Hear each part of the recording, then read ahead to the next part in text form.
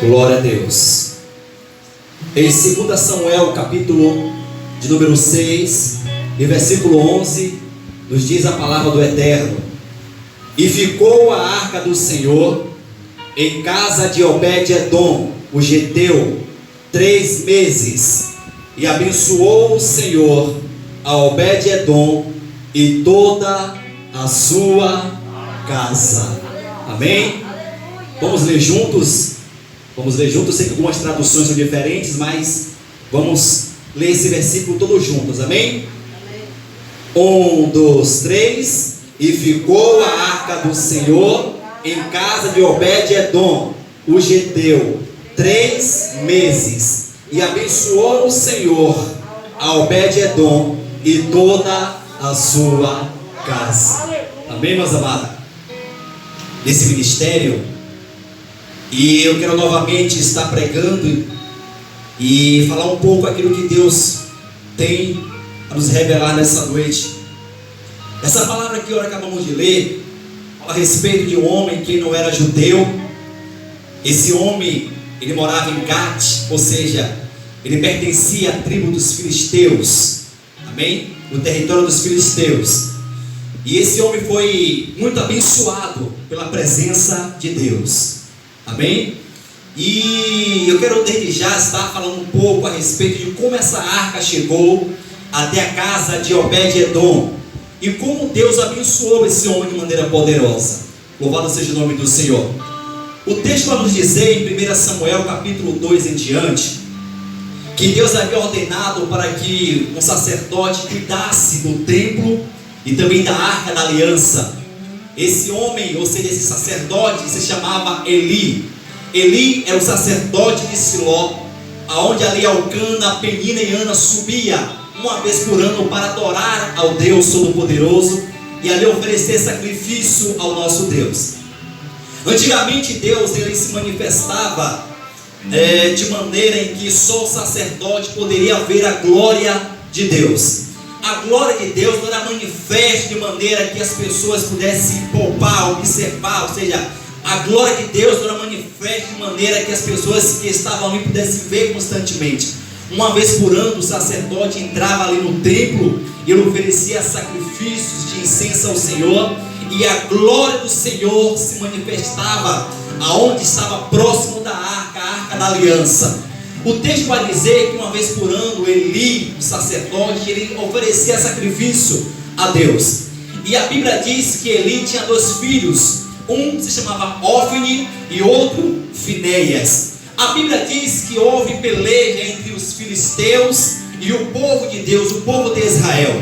E uma certa feita estava agora Eli ali cuidando da arca da aliança, enquanto seus filhos estavam no campo de batalha. E uma certa feita, um dos filhos de Eli foi em busca da arca da aliança, porque ele acreditava e achava que a arca da aliança pudesse lhe trazer a proteção e a segurança, e que pudesse o povo de Israel vencer a batalha. O que me chama a atenção aqui, meus amados irmãos, é que quando o filho de Eli, um dos filhos de Eli, foi buscar a arca da aliança, a Bíblia diz que os filhos de Eli eram como o filho de Belial, ou seja, eram como filhos do inimigo, filho do demônio, filho de Satanás, porque eles faziam aquilo que agradava ao diabo e não a Deus.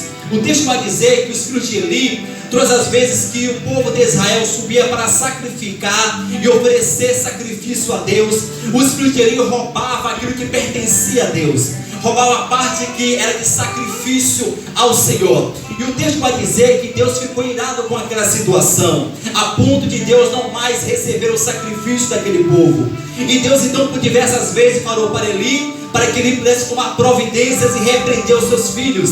Mas o texto vai dizer que Eli amava mais os seus filhos do que a Deus. O texto vai dizer então que quando os filhos de Eli foram para a batalha, para a guerra, e ali estava havendo uma peleja entre os filisteus e Israel, os filisteus estavam prevalecendo na batalha. Então os filhos de Eli voltaram ali em busca da arca da aliança, para que pudesse ter a proteção e a segurança de Deus. O texto vai dizer então, meus amados, que a arca da aliança foi levada para o arraial, para o campo de batalha. E diz o texto que os filhos de Israel não pôde prevalecer, ou seja, os filisteus se lançaram contra Israel, prevaleceram, tomaram a arca da aliança e levaram a arca da aliança para a sua cidade, para a cidade dos filisteus. O texto vai dizer então que a Arca da Aliança ficou ali durante o período, aleluias, dentro do templo de Dagon. E o texto vai dizer que uma certa feita, o templo de Dagon, ao qual era o lugar de adoração, de veneração para os filisteus então tiveram uma ideia brilhante: vamos colocar a Arca da Aliança, que representa a presença de Deus, dentro do templo de Dagon. O templo de Dagon era o templo onde os filisteus costumavam adorar dia e noite. E a Bíblia vai dizer que os filisteus, colocando a Arca da Aliança dentro do templo de Dagon, nesse dia em que estava ali, louvado seja o nome do Senhor, recebendo a Arca da Aliança, diz o texto que de madrugada, aquela estátua que era tão venerada, tão adorada, teve que se prostrar diante daquela arca. E o texto vai dizer que houve um grande estrondo, a ponto de aqueles povos filisteus, preocupados com aquela situação, abriu o templo e viu que aquela estátua estava prostrada diante da Arca da Aliança. O que eu entendo aqui, meus amados irmãos, é que aonde a presença de Deus está, o inimigo tem que se prostrar, porque maior é o nosso Deus. Amém? Glória a Deus. O texto vai dizer então que os filisteus levantaram aquela estátua novamente e colocaram-a de pé. E no outro dia, novamente se ouviu-se o som. A estátua não só prostrada, mas com o pescoço e os braços quebrados. O texto vai dizer então que aqueles povos, os filisteus, ficaram preocupados, porque não só estavam vendo a sua estátua caindo por terra, mas aquele povo em situação de calamidade, porque Deus permitiu que houvesse uma grande peste sobre aquele povo. Louvado seja o nome do Senhor. Muitas pessoas estão comentando, estão dizendo que essa tal de epidemia, ela provém então simplesmente do agir de Deus, da mão de Deus sobre a humanidade. Meus amados e queridos irmãos, nós não podemos afirmar se essa peste vem de Deus ou não, porque a Bíblia diz que Deus é bom, e a Bíblia diz que toda dádiva e todo dom perfeito vem de Deus, vem do Pai das luzes, que não há sombra de variação. Muitas pessoas estão preocupadas, achando que essa epidemia é um castigo do Senhor. Mas nós sabemos, meus amados irmãos, que nos últimos dias a Bíblia diz que sobrevirão sobre a terra rumores e rumores de guerras. Haverá pestes, haverá fome, haverá em todos os lugares desse mundo, desse globo terrestre, situações em que as pessoas desmaiarão, pessoas buscarão até mesmo a morte, a Bíblia diz. Mas nós sabemos que não é o fim, é apenas o princípio das dores. E o povo filisteu estava vivenciando esse momento, o princípio das dores. Por quê? Porque estavam se apropriando daquilo que não pertencia. Porque a glória de Deus não é para qualquer pessoa. A glória de Deus é para aqueles que foram chamados e designados para carregar a sua glória. Amém? A glória de Deus estava sendo manifestada de maneira terrível. E aquele povo filisteu, não aguentando mais aquela glória, a presença de Deus, eles tiveram uma ideia brilhante: vamos despedir essa Arca da Aliança. Vamos pegar um carro novo, vamos colocar presentes e vamos despedir essa arca, porque possivelmente é esta arca que nos trouxe perturbação e nos trouxe doença para o nosso arraial. Louvado seja o nome do Senhor. Então simplesmente aquela arca foi despedida pelos filisteus. E a Bíblia diz que aquela arca passou um bom período na casa de Obed-Edom. Louvado seja o nome do Senhor. Mas antes disso, antes de Obed-Edom receber essa arca ficou na casa de um homem chamado Abinadab. Abinadab recebeu aquela arca e durante 20 anos Abinadab guardou aquela arca e nada mudou na sua vida. Quem sabe você que está aqui nessa noite já orou, já buscou, já clamou ao seu Deus e você acha que nada aconteceu. Ei, a Arca da Aliança já está na sua vida, porque nós somos o templo do Espírito Santo. E a Bíblia diz que aonde o Espírito Santo está, há liberdade. Louvado seja o nome do Senhor. Glória a Deus. Talvez o milagre que você espera, talvez o milagre que você já orou, já buscou ao Senhor, você espera que venha de A venha de B, venha de C, mas o milagre está dentro de você. O maior milagre Deus já fez, que é colocar a pessoa do Espírito Santo dentro de nós. E se o Espírito Santo está dentro de nós, tenha certeza que a vitória vem no nome de Jesus. O texto vai dizer então que Abinadab ficou durante 20 anos com a presença de Deus e não valorizou a presença de Deus. Eu não sei quanto tempo você está, ou quanto tempo você já recebeu a presença de Deus, mas sabe de uma coisa: a glória de Deus vai manifestar quando você passar a invocar ao Deus Todo-Poderoso e a reverenciar o Espírito Santo que habita dentro de você. Glória a Jesus. A Bíblia diz então, meus amados irmãos, que durante 20 anos a presença de Deus estava esquecida. Abinadab estava tão simplesmente ali, guardando em sua casa, mas não dando o devido louvor, a devida adoração, a devida veneração à presença de Deus. A Bíblia diz então que Davi, logo após assumir o seu reinado, Davi sentiu no seu coração um desejo enorme de pegar a arca que estava na casa de Abinadab e levar a arca até a cidade de Davi, a Nova Jerusalém. O texto vai dizer então que Davi reuniu 30.000 homens para buscar a arca que estava praticamente esquecida. Na época do rei Saul, não se fazia caso da presença e nem da arca de Deus. Mas a Bíblia diz que quando o rei Davi, ele assumiu o reinado, a primeira coisa que Davi fez é buscar a presença de Deus. Louvado seja o nome do Senhor. Eu não sei quanto tempo você estará aí prostrado, desanimado, muitas vezes frio na fé, sem expectativa, mas eu quero te dizer nessa noite: se levante e busque a presença de Deus, porque a glória do Senhor vai se manifestar na minha e na sua vida, em nome do Senhor Jesus. Glória a Deus. A Bíblia diz então que o rei Davi, ele se levantou e ele começou ali a reunir seus homens valentes para buscar a presença de Deus, para buscar a arca de Deus, que estava esquecida durante 20 anos na casa de Abinadab. E a Bíblia diz então que Davi, ele se preparou, ele começou ali a louvar e a glorificar o nome do Senhor. E chegando ali na casa de Abinadab, ele pegou a arca do Senhor para trazer para a cidade de Davi, para Jerusalém. Mas o texto vai nos dizer, meus amados irmãos, que Davi, ele colocou a arca da aliança em cima de um carro novo. A mesma atitude que os filisteus tiveram, Davi também teve. Eu quero te dizer para você nessa noite: não tenha as mesmas atitudes das pessoas que não têm Deus, que não têm esperança, porque maior é aquele que está com nós, maior é aquele que está conosco do que aquele que está no mundo. Talvez a situação do país pode se encontrar caótica, mas nós sabemos que nós que temos Deus, a Bíblia diz que aqueles que confiam no Senhor não se abalam, mas permanecem para sempre. Louvado seja o nome do Senhor Jesus.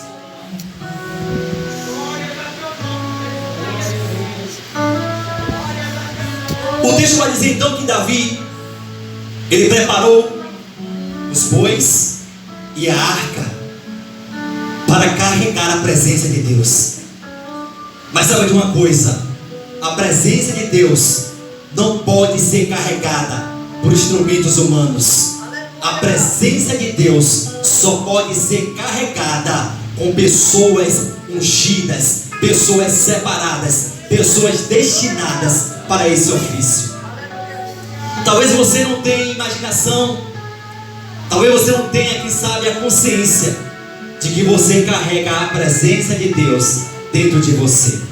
A presença de Deus está dentro de mim, dentro de você.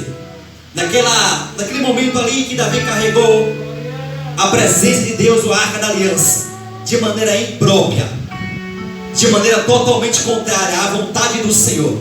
Diz o texto então que uma certa distância, na era de Nacon, a Bíblia diz então que um dos bois tropeçaram e a arca da aliança pôde, naquele momento ali, cair para um certo lado, aonde a Bíblia diz que Uzá, um servo do Senhor, que naquele momento foi destinado para carregar ou seja, guiar aquele povo, e também a arca da aliança, e aqueles bois, e aquele carro. Naquele momento em que Uzá viu a arca da aliança caindo, tendendo para se prostrar, cair por terra, a Bíblia diz que Uzá tocou naquela arca, tentando segurar, tentando aplacar, tentando não fazer com que aquela arca não caísse por terra. E a Bíblia diz que Deus, ele feriu Uzá. Por quê? Porque Uzá não estava destinado para tocar na presença e na arca do Senhor. O que eu quero dizer com isso nessa noite? Muitas pessoas não têm noção do que é a presença de Deus. Antigamente Deus usava de maneira extraordinária para mostrar o seu poder e a sua glória, e dizer que Ele é santo. Santo, santo, santo é o Senhor Deus Todo-Poderoso. Mas hoje, meus amados, queridos irmãos, carregamos a presença de Deus na pessoa do Espírito Santo dentro de nós, e nós sabemos que Deus é misericordioso. A Bíblia diz que o justo, se ele cair 7 vezes, não ficará prostrado, porque o Senhor o levantará. Louvado seja o nome do Senhor. A Bíblia diz então que Uzá foi ferido pelo Senhor, porque tocou na arca, na presença de Deus. Então Deus ali pôde mostrar que não era dessa maneira que se deveria carregar a sua presença, que se deveria carregar a arca da aliança. Porque a Bíblia diz que Deus destinou sacerdotes, homens preparados para carregar a arca da aliança. Eram homens ungidos para carregar a arca da aliança. Como naquele momento ali não eram os sacerdotes que estavam carregando, mas simplesmente um boi, ou seja, 2 bois e um carro de boi novo preparado para carregar. A Bíblia diz então que Deus, ele parou aquela caminhada. Deus fez com que aquele povo parasse e refletisse: como é que nós poderemos carregar a arca da aliança de maneira certa? A Bíblia diz que Davi, ele ficou triste, se entristeceu, porque naquele momento ali não pôde carregar a arca do Senhor, porque ele não sabia como carregar a arca do Senhor. Mas eu creio que logo após Davi ter visto aquela situação, ele disse: eu vou procurar saber como carregar a arca de Deus de maneira apropriada. Louvado seja o nome do Senhor. Talvez você não sabe conduzir, talvez você nesse momento está, quem sabe, preocupado: meu Deus, o que é que eu vou fazer? Busca o Senhor nesse momento. Quem sabe você não sabe a situação que você está passando, ou seja, você não sabe lidar com essa situação que você está passando, mas busca a orientação de Deus, busca a presença do Senhor, porque eu tenho certeza que Deus vai te dar direções e você vai sair dessa situação cantando e louvando o nome do Senhor Jesus. A Bíblia diz então que Davi diz: não podemos carregar essa arca, não sabemos como carregar essa arca, porque o servo do Senhor Uzá foi ferido pelo Senhor. Mas nós temos que, nesse momento, colocar a arca do Senhor em algum lugar. E a Bíblia diz que estava ali um homem chamado Obed-Edom, servo do Senhor. Obed-Edom era um homem simples, um homem que vivia à beira do caminho, um homem que, sabe, tinha os seus filhos, a sua mulher, a sua condição financeira tão humilde. Obed-Edom foi um homem que recebeu a arca do Senhor, a presença do Senhor na sua casa. E eu quero nesse momento, meus amados irmãos, explicar aos irmãos o porquê que Deus manifestou em apenas 3 vezes a sua glória e o seu poder. E a Bíblia diz que Obed-Edom pôde prosperar em apenas 3 vezes. O que me chama a atenção aqui é que Obed-Edom, a palavra Obed significa servo, um servo edomita. Naquele momento ali, o servo que era edomita, um servo de Edom, passou agora a servir a Deus, passou agora a servir ao Deus Todo-Poderoso. A Bíblia diz então que Davi buscou e disse: olha, diga para Obed-Edom que nós iremos colocar a arca da aliança na sua casa, porque sabemos que nós não podemos carregar essa arca nesse momento. Meus amados e queridos irmãos, o que me chama a atenção aqui é que quando a arca chega, a presença de Deus chega na casa de Obed-Edom, Obed-Edom, ele abriu a sua casa para receber a arca de Deus. Quem sabe você está em casa e você está com o coração amargurado, está triste, sem saber o que fazer. Sabe de uma coisa? Abra o seu coração para a presença de Deus entrar e transformar a sua vida, transformar a circunstância de caos em circunstância de bênçãos. Abra o seu coração, porque muitas vezes você pode olhar e achar que as coisas estão dando tudo errado, mas a presença de Deus vai transformar aquilo que aparentemente está errado em tudo aquilo que Deus projetou para dar certo. Louvado seja o nome do Senhor Jesus. Você não nasceu para dar errado. Você nasceu para dar certo. O projeto de Deus na sua vida é: você nasceu para ser um sucesso em o nome de Jesus. Glória a Deus. Obed-edom abriu a sua casa para receber a presença de Deus. Não abra a sua casa para murmuração. Não abra a sua casa para pessimismo. Não abra a sua casa, irmãos, quem sabe para pensamentos e palavras que o inimigo colocou no seu coração. Abra a sua casa para a presença de Deus entrar. Porque quando a presença de Deus entra, a miséria sai, a escassez sai, a falta sai, a doença sai. Porque quando Deus chega, a bênção do Senhor, ela enriquece e não acrescenta dores. Louvado seja Deus. Aleluia, Deus.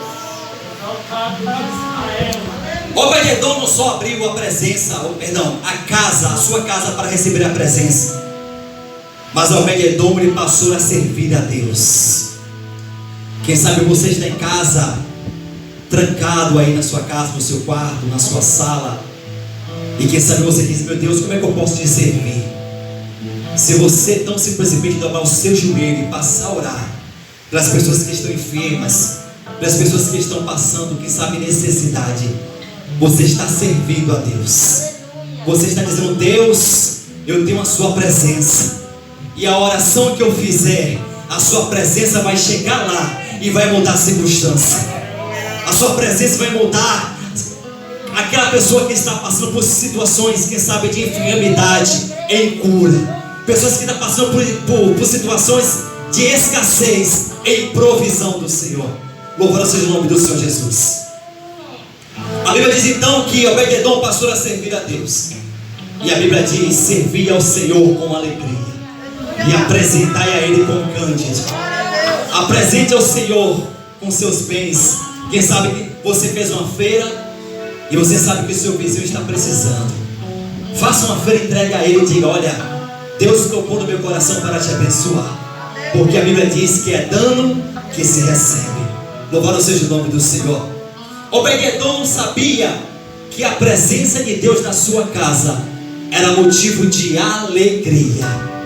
Quem sabe você, irmãos, está em casa triste, e Deus nessa noite manda te dizer: se alegre, alegre o seu coração, porque a Bíblia diz que a alegria do Senhor é a nossa força. A alegria do Senhor é a nossa força. Se você está triste é porque você ainda não se alegrou no Senhor. Se alegre no Senhor, porque Deus vai renovar a sua vida nessa noite, no nome do Senhor Jesus. Podemos entender aqui também que Obed-edom, ele era um homem que passou a adorar a Deus. Nesse momento de crise, não murmure, adore a Deus. Saiba que Deus, Ele habita em meus louvores. Louvado seja Deus. A Bíblia diz que Paulo e Silas, em Atos capítulo 16, Paulo e Silas estavam ali presos. Paulo e Silas foram chicoteados. Paulo e Silas foram, quem sabe, ali tidos como pessoas indignas. Pessoas, quem sabe, que foram, podemos dizer assim, pessoas não merecedoras. Pessoas que, quem sabe, não tinham nenhum prestígio. Pessoas que não tinham, quem sabe, no momento que estava ali, nenhum aplauso perante a sociedade. Então, simplesmente porque eles pegaram ali e expulsaram um demônio que estava há muito tempo usando uma jovem para dar lucro a seus senhores.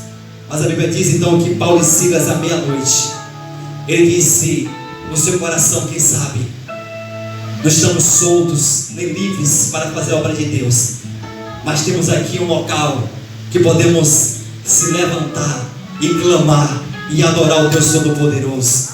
A Bíblia diz então que eles começaram a louvar e a clamar. Louvor e clamor. Louvor e clamor. Nessa noite você pode fazer duas coisas tremendas na sua casa: reunir a sua família e dizer: vamos louvar a Deus, vamos adorar a Deus e vamos clamar ao nosso Deus. Porque sabemos que o nosso Deus vai mover céus e terra para nos dar a nossa vitória, em o nome do Senhor Jesus. Obed-edom experimentou louvar, adorar e clamar a esse Deus Todo-Poderoso. E a Bíblia diz que 3 meses Deus abençoou. Durante 3 meses, aquilo que parecia impossível passou a ser possível na vida de Obed-edom. Aquilo que é impossível para mim e para ti é possível no nome de Jesus. Louvado seja Deus. Aquilo que para os homens parece estar perdido, para Deus nada está perdido. Aquilo que para os homens não tem condições, para Deus tem condições sim. Porque aonde Deus está, o milagre acontece, a bênção chega e o nome do Senhor é glorificado. Louvado seja o nome do Senhor Jesus. 3 meses, 3 meses, Deus pôde prover aquilo que durante muito tempo Obed-edom estava precisando, estava necessitado. Que nessa noite, meus amados irmãos, você possa se levantar como homem e uma mulher de Deus, disposto a louvar e adorar a Deus, a se apropriar da glória de Deus que habita dentro de você. Louvado seja Deus. Eu quero convidar a amada igreja nesse momento a se pôr de pé. Eu quero convidar a amada igreja para você nesse momento, junto conosco, adorar o nosso Deus. E logo após nós estaremos louvando, depois da oração estaremos clamando ao nosso Deus, porque sabemos que o nosso Deus é poderoso, amém? Quero convidar o pastor nessa noite.